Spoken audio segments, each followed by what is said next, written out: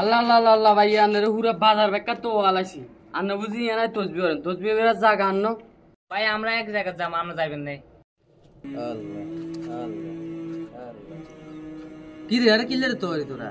ওরে দনজন আছে স্যার কি কবি দেখো আছে কি কথা আছে এরকম গুরুত্বপূর্ণ কথা পুরো বাজার করে আরে তো আলা আরে আচ্ছা দেখো আর তোমরা দনজন এরকম নতুন শার্ট নতুন প্যান্ট নতুন জুতা হরি কোন দর এই দিনে ঈদ নাই সান নাই তোমরা হঠাৎ করে এরকম নতুন শার্ট সাহায্য কিনলে হ্যাঁ চলেন চলেন চলেন ভাইয়া চলেন আনালা বলে এতক্ষণ বই রয়েছি না গান নিচে গায়ে খারাপ না কি রে গায়ে খারাপ হয়েছে কোনে যাবি তোরা হঠাৎ করে হ্যাঁ ভাইয়া আমরা তো ফুলার যাবো আমরা লোক একসাথে যাই বলে বলেছি চলেন চলেন চলেন ভাইয়া আস্তাগফিরুল্লাহ কি করলে তোমরা এটা কি রুজে দেবে তোমরা পুজো হলে হিন্দুকে একটা অনুষ্ঠান এনে তারা বিভিন্ন দেব দেবীর পূজা করে ছবি করল আটকাতে 12 ঠ্যাং 14 ঠ্যাং 12 হাত 14 হাত এখানে নিয়ে তো আমরা মুসলমান যাবার কোনো কথা আমি দেখতেছি না কোনো কাজ আমরা দেখতেছি না কি বললে ভাই এটা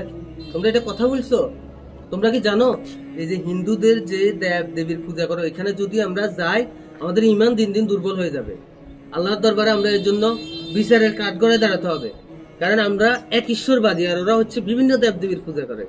ওইখানে আমাদের যাওয়ার দরকার নাই ওটা হিন্দুদের অনুষ্ঠান হিন্দুরাই এখানে যাবে তোমরা কি এ পর্যন্ত কোনোদিন দেখছো যে কোনো মুসলমানের ঈদে কোনো হিন্দুরা আসতে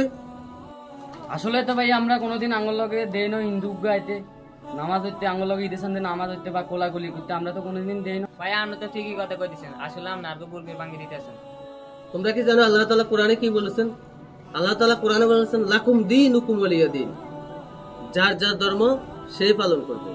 এখানে আমরা মুসলমান আমাদের ধর্মে কি আছে সেটা আমরা বিশ্বাস করতে হবে সেটা আমরা মানতে হবে আমরা হিন্দুদের ধর্মে কি আছে না আছে আমাদেরকে ওদিকে যাওয়ার কোনো দরকার নাই ওদের পূজা পার্বণ যা আছে সেখানে তারা তাদের এগুলো তারা পালন করবে আমরা মুসলমান ওখানে কেন যাব আমাদের দায়িত্ব হচ্ছে 5 ওয়াক্ত নামাজ পড়া আল্লাহর হুকুম আহকামগুলো মেনে চলা শরীয়তের আইন যেগুলো আল্লাহ তাআলা আদেশ করেছেন সেগুলো করব যেগুলো নিষেধ করেছেন সেগুলো থেকে আমরা বিরত থাকবো বুঝছো তোমরা আসলে তো ভাই আমরা তো কোনদিন এটা চিন্তা করি না আজকে আপনি আমাদের ভুলটা ভেঙে দিলেন চলেন ভাই আমরা মসজিদে যাই এসব পূজা মন্দিরে আমরা যাব না চলেন আমরা নামাজ পড়তে যাই ওই যে আসরের আজান দিচ্ছে চলেন আমরা মসজিদে যাই